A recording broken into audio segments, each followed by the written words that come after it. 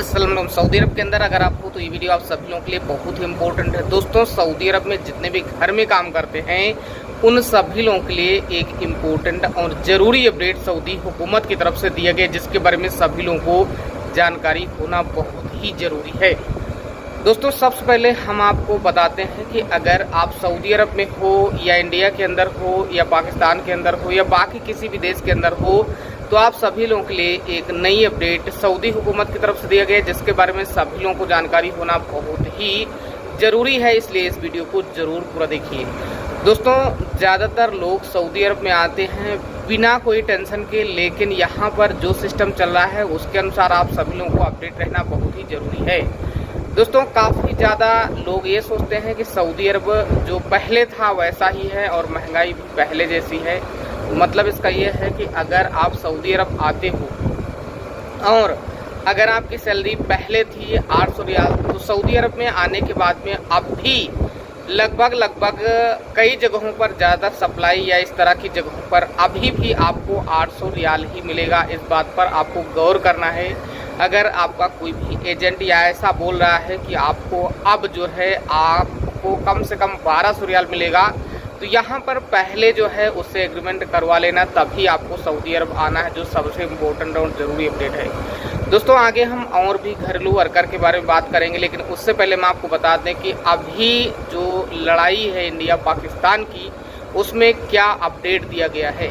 दोस्तों, इस अपडेट को सुनने के बाद में आपके रोंगटे खड़े होने वाले हैं, इसलिए सभी लोगों को अपडेट रहना बहुत ही इम्पोर्टेंट है। दोस्तों, अभी जो इंडिया पाकिस्तान की लड़ाई है उसमें यह बताया जा रहा है कि जो चाइना है उसके ऊपर 170% का वर्ल्ड वार चलाया गया था अमेरिका की तरफ से।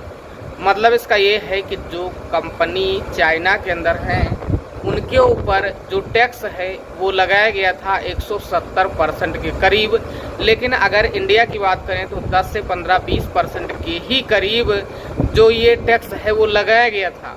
और ये फैसला जब ट्रंप ने लिया था तो उसके बाद में कुछ नई जानकारी दुनिया में फैल गई थी, जिसमें यह बताया गया था कि अगर इसी तरह से चलता है तो जो चाइना के अंदर कंपनियां हैं वो कंपनियां इंडिया के अंदर आ जाएंगी, जिसको देखते हुए काफ़ी ज़्यादा लोग भड़क गए। और ऐसे में ट्रंप या चाइना या किसी को भी बोल सकते हो किस तरह से क्या हुआ, इसके बारे में तो कुछ बोल नहीं सकते हो, लेकिन जो हुआ है वो एक तरह से बहुत बुरा हुआ है। और ऐसा नहीं बोला जा सकता है कि यहाँ पर इसने ये किया उसने वो किया, लेकिन बाकी अगर आप समझदार हो तो आप समझ सकते हो कि अगर यहाँ पर सारी कंपनियां इंडिया के अंदर आ जाती तो चाइना को भारी नुकसान झेलना पड़ता और अमेरिका को भी आंख दिखाने के लिए इंडिया तैयार हो जाता।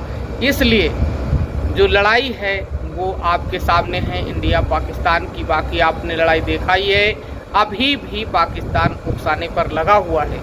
अब यहाँ पर काफ़ी ज़्यादा लोग ये हैरान हैं कि इंडिया की जो मोदी गवर्नमेंट है उसने वार क्यों नहीं किया। यहाँ पर हम आपको बता दें कि पहलगाम अटैक जो हुआ था उसमें लगभग 28 लोग टोटल मारे गए थे, जिसमें नेपाल का भी आदमी शामिल था और काफ़ी जगहों के लोग शामिल थे। जो अभी लड़ाई हुई है सिंदूर, जो पहलगाम के बाद एक सिंदूर नाम से एक मतलब प्लान किया गया इंडियन गवर्नमेंट की तरफ से, तो उसमें काफ़ी ज़्यादा इंडियंस फौजी की भी मौत हुई है, आर्मी की मौत हुई है। यहाँ पर जो आर्मी बताए गए हैं वो लगभग सभी जगहों के आर्मी की डेथ हुई है, जिनकी श्रद्धांजलि दी गई है और काफ़ी ज़्यादा लोग भावुक हुए हैं इसको देखने के बाद में। और अगर हम पाकिस्तान की बात करें तो पाकिस्तान में भी काफ़ी ज़्यादा लोगों की डेथ हुई है। दोस्तों, इंडिया के अंदर भी फेक न्यूज़ चलाई जा रही है और पाकिस्तान के अंदर भी फेक न्यूज़ चलाई जा रही थी, जिसमें काफ़ी ज़्यादा लोग परेशान थे। अगर हम इंडिया की बात करें तो इंडिया के अंदर जो फेक न्यूज़ चलाई जा रही थी उसमें बताया जा रहा था कि पाकिस्तान के लाहौर पर सुबह तक कब्जा कर लिया जाएगा, वहाँ पर काफ़ी ज़्यादा अटैक किया गया है, यानी कि लगभग 100 मिसाइल से ज़्यादा अटैक किया गया है, इस तरह से अपडेट किया जा रहा था। और यहाँ पर ये बताया जा रहा था कि अब यहाँ पर जो पाकिस्तान है उसका नाम हटाकर इसको इंडिया में जोड़ दिया जाएगा सुबह तक या 2 दिन में, ऐसा हो जाएगा। और इस तरह की अपडेट सोशल मीडिया पर काफ़ी ज़्यादा वायरल भी हुई है। मतलब जो न्यूज़ वाले हैं वो इतना फैलाते हैं, इतना बताते हैं, उनके बारे में बोला नहीं जा सकता है। और यहीं पर अगर पाकिस्तान की बात करें तो पाकिस्तान ने भी बोला था कि अब हम इंडिया के अंदर काफ़ी ज़्यादा अटैक किए हैं और दिल्ली को हमने टारगेट किया है और दिल्ली पूरी तरह से हम ध्वस्त कर दिए हैं और कई जो लड़ाकू विमान हैं उनको भी हमने गिराए हैं।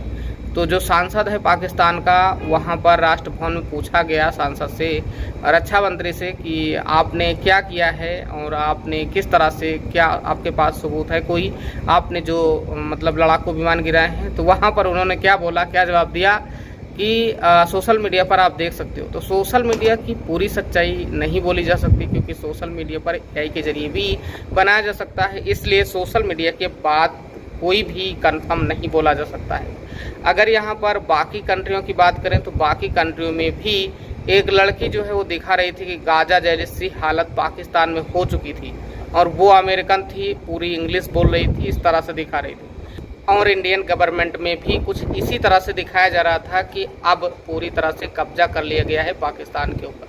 तो इस तरह से खबरें जो है काफ़ी ज़्यादा चल रही थी और इसको लेकर सोशल मीडिया पर काफ़ी ज़्यादा अफवाह भी चल रही थी। दोस्तों अब यहाँ पर आप सभी लोगों को बताते हैं सऊदी अरब के अंदर क्या नई अपडेट इस हफ्ते के अंदर आई है।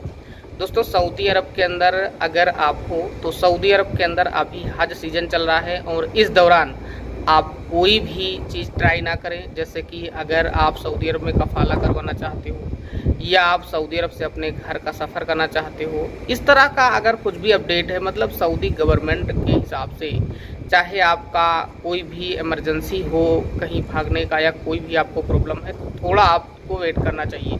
इसके अलावा अगर आप नया वीज़ा निकाल रहे हो या विजिट वीज़ा पर आ रहे हो या इस तरह का काम कर रहे हो तो आप कोई भी इस तरह की गलती ना करें। इसके अलावा अगर आप सऊदी अरब आ रहे हो हज के लिए, हज वीज़ा आपके पास है, परमिट है, तो आप सऊदी अरब आएँ, कोई भी प्रॉब्लम नहीं होगी। लेकिन बाकी आप कोई भी काम ना करें क्योंकि सारे काम सऊदी हुकूमत की तरफ से बंद कर दिए जाते हैं हज सीजन के दौरान। जो खिदमत है वो हजियों के लिए पूरी तरह से सऊदी हुकूमत अपडेट रहती है और पूरी कोशिश है सऊदी गवर्नमेंट की तरफ से जो हज लोग हैं उनकी खिदमत करने के लिए यहाँ पर पूरी तरह से अपडेट ये सारा कुछ किया जाता है। नई सुविधा भी लॉन्च की जाती है सऊदी हुकूमत की तरफ से। इसके अलावा सऊदी में जो घरेलू वर्कर हैं उनके लिए भी एक नई अपडेट दी गई है। अगर आप घरेलू वर्कर हो और अगर सऊदी अरब में काम करते हो तो सऊदी हुकूमत की तरफ से अपडेट किया गया है कि अगर आपके ऊपर हुरूफ लगा है तो आपके लिए एक बहुत अच्छी अपडेट है।